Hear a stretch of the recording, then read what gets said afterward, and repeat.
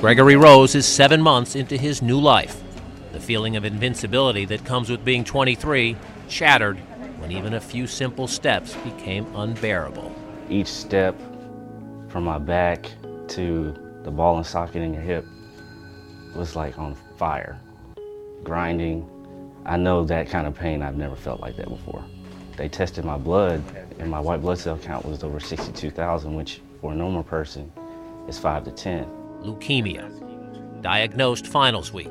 A shock to a young man whose plan was to pay down his student loans, then worry about health care. Being healthy, I figure going a little ways without health insurance, it should be okay, but got caught.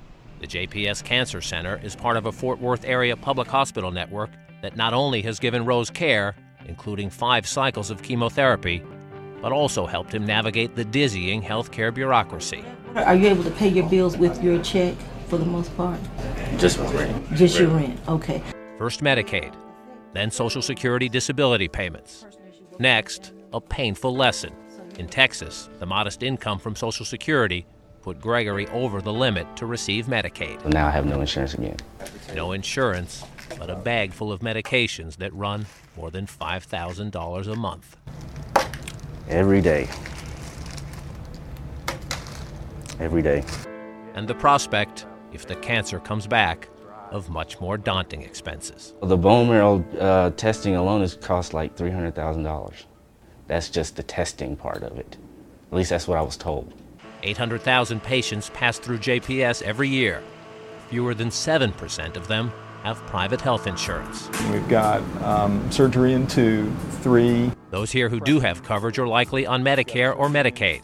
And when the JPS CEO Robert Early and Chief of Medicine Dr. Gary Floyd hear the president promise to squeeze billions in savings from those federal programs, they worry that, among other things, it could exacerbate an already acute doctor's shortage in Texas. In Texas, we have a significant problem with Medicaid. Only 38% of our physicians participate in Medicaid programs.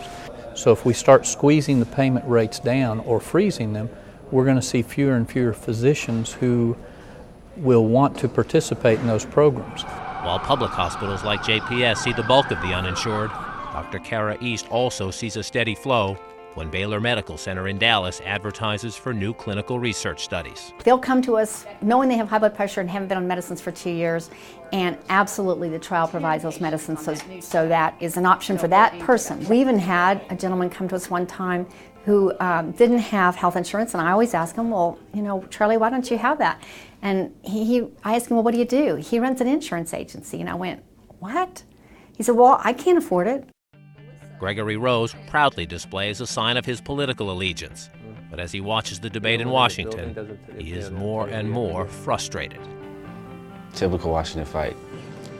His first reflex is to blame Republicans, but Rose knows Democrats not only have the White House, but big majorities in the House and Senate. He says Democrats fighting among themselves over how to pay for reforms should spend some time in his shoes. They really need to get their heads together, get their act straight. With those majorities in place, things should be happening. If they don't get it done, there's going to be a lot of people that's going to be hurting because of it. John King, CNN, Fort Worth, Texas.